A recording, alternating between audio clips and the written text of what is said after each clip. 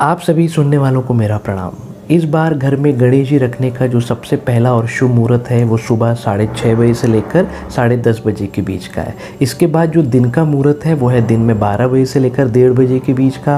और शाम का जो एक शुभ मुहूर्त मिलता है वो मिलता है 4:30 बजे से लेकर 6 बजे के बीच का। कोशिश करिएगा इन टाइमिंग में अगर हम अपने घर में गणेश जी रखते हैं तो ये अच्छा है, नहीं तो सुबह 9 बजे से लेकर शाम के 7 बजे तक आप कभी भी अपने घर में गणेश जी विराजमान कर सकते हैं। तो लोग घर में भी गणेश जी रखते हैं और अपने व्यापार में, व्यवसाय में, फैक्ट्री में या किसी आउटलेट में भी गणेश जी को रखते हैं। तो जब भी आप घर में गणेश जी रखें, ध्यान रखिए कि वो हमेशा राइट सूंड वाले होना चाहिए। आप जब गणेश जी को खरीदिए तो आप देखिए कि उनके राइट हैंड की तरफ में अगर सूंड है तो ये दाएं वाले गणेश जी माने जाते हैं, और जब उनकी सूंड लेफ्ट तरफ होगी तो ये बाएं तरफ होंगी।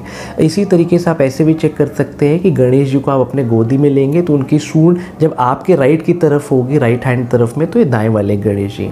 हमेशा दाएं तरफ वाले गणेश जी को ही हमें अपने घर में रखना है। और अगर आप व्यापार में, व्यवसाय में, इंडस्ट्री में, अपने किसी आउटलेट में अगर आप गणेश जी रखना चाहते हैं तो हमेशा बाएं सूंड वाले रखना चाहिए।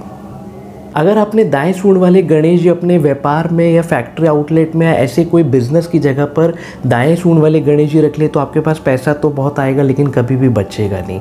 दाएं सूंड वाले की विशेषता होती है कि इन्हें हमें हमेशा घर में रखना चाहिए। व्यापार स्थल में अगर दाएं सूंड वाले गणेश जी होंगे तो हमारे पास पैसा तो आता है लेकिन ये बचता नहीं है, कहीं ना कहीं हमारे खर्चे बने रहते हैं। इसका मतलब ये नहीं कि आपके यहाँ पर अगर व्यापार या व्यवसाय में कोई गणेश जी तो आप उसको अलग कर दीजिए, जो जहाँ पर रखा हुआ वो रख दीजिए। पर नॉलेज के लिए ध्यान रखिए कि कभी भी अगर हम अपने व्यवसाय में रखेंगे गणेश जी तो वो हमेशा बाएं सूंड वाले ही होना चाहिए। गणेश जी रखते समय एक और विशेष बात का ध्यान रखिएगा कि हमेशा हमें बैठे हुए गणेश जी घर में लेने हैं। अगर आप बैठे हुए गणेश जी लेते हैं तो ये कहीं ना कहीं हमारे घर में सुख, समृद्धि और वैभवता प्रदान करते हैं। खड़े हुए गणेश जी माना ऐसा जाता है कि कहीं ना कहीं ये संहार का रूप माने जाते हैं। गणेश जी जब भी खड़े होंगे तो किसी न किसी का संहार करेंगे, इसलिए बैठे हुए गणेश जी सर्वोत्तम माने जाते हैं जो हमें हर प्रकार की सुख, सुविधाएं और सुख का आभास कराते हैं। उल्टे सूंड वाले गणेश जी बहुत ही कम बनते हैं। क्यों बनते हैं, इनका कुछ शास्त्रिक प्रमाण है।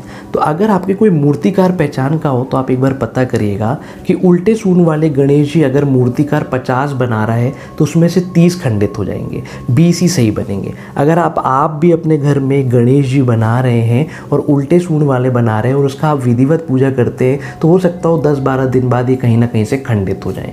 उल्टे सूंड वाले गणेश जी बहुत जल्दी खंडित होते हैं। कभी इनके हाथ से कुछ हो जाएगा, पैर में कुछ हो जाएगा, मुकुट में कुछ हो जाएगा। क्यों हो जाता है ऐसा? क्योंकि जो उल्टे सूंड वाले गणेश जी हैं वो 5 या 10 माला में ही प्रसन्न हो जाते हैं। कम पूजा में उल्टे सूंड वाले गणेश जी प्रसन्न हो जाते हैं। और जो सीधे सूंड वाले गणेश जी हैं इनके लिए हमें पूरा और विधिवत पूजन करना पड़ता है। कम से कम 50 माला, 108 माला करनी पड़ती है, तब जाके कहीं प्रसन्न होते हैं। जब तक स्वयं गणेश जी की कृपा ना हो जाए, उल्टे सूंड वाले गणेश जी हम अपने व्यापार के स्थल में या पूजा के स्थान में या घर में नहीं रख सकते, क्योंकि ये बहुत जल्दी प्रसन्न हो जाते हैं पर उतनी जल्दी खंडित भी हो जाते हैं। उल्टे सूंड वाले गणेश जी अगर हम किसी घर में हैं और वो लंबे समय से उनका पूजन कर रहे हैं तो आप ये मान के चलिए कि उनके ऊपर कहीं ना कहीं गणेश जी की कृपा है। गणेश जी को दूबा बहुत ही प्रिय है, तो जब भी लोग गणेश जी को दूबा चढ़ाते हैं तो वो एक साथ बहुत सारे दूबा गणेश जी को चढ़ा देते हैं गिठान बांध के। आपको ऐसा नहीं करना है, आपको सिर्फ 5 दूबा चढ़ानी है जो 5 तत्वों का प्रतिनिधित्व करते हैं। हमेशा ध्यान रखिए जब आप दूबा चढ़ाएं तो दूबा लंबी सी होती है और उसके नीचे 3 गिठाने होनी चाहिए। जिस दूबा में नीचे 3 गिठाने होंगी वही दूबा पूर्ण मानी जाती है। और केवल 5 ऐसी दूबा भी अगर आप गणेश जी को चढ़ा देते हैं तो प्रभु आपसे अति शीघ्र प्रसन्न होते हैं।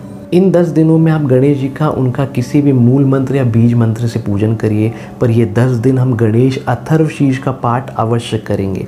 ये गणेश अथर्वशीर्ष हर जगह अवेलेबल है और आपको बड़े आसानी से मिल जाएगा। और इन 10 दिनों में हमें गणेश अथर्वशीर्ष का पाठ अवश्य करना है। कुछ भ्रम है लोगों में गणेश जी को लेकर कि इन्हें पंचक लग जाते हैं, और अगर गणेश जी में पंचक लग गए तो हमें पंचक के दिनों के पहले गणेश जी का सिंहासन हिलाना है। देखिए, पंचक में 5 चीज़ें नहीं करी जाती, वो हम कभी बाद में समझाएंगे, पर गणेश जी का पंचक से कोई भी लेना देना नहीं है। अगर पंचक लग भी जाते हैं तो आपको उनका सिंहासन हिलाने की ज़रूरत नहीं है, कहीं और स्थापित करने की ज़रूरत नहीं है। गणेश जी को कभी भी पंचक नहीं लगते हैं। आप इन सभी प्रकार के भ्रमों से बिल्कुल दूर रहिए। प्रभु गणेश जी बुद्धि और रिद्धि सिद्धि के स्वामी माने जाते हैं। ये 10 दिन आप गणेश जी का विधिवत पूजन करके अपने विवेक को बढ़ा सकते हैं। आप सभी पर गणेश जी की कृपा बनी रहे, यही मनोकामना है। आप हमारे साथ जुड़े रहिए, मैं काम की बातें लाता रहूँगा। तब तक के लिए नमस्कार।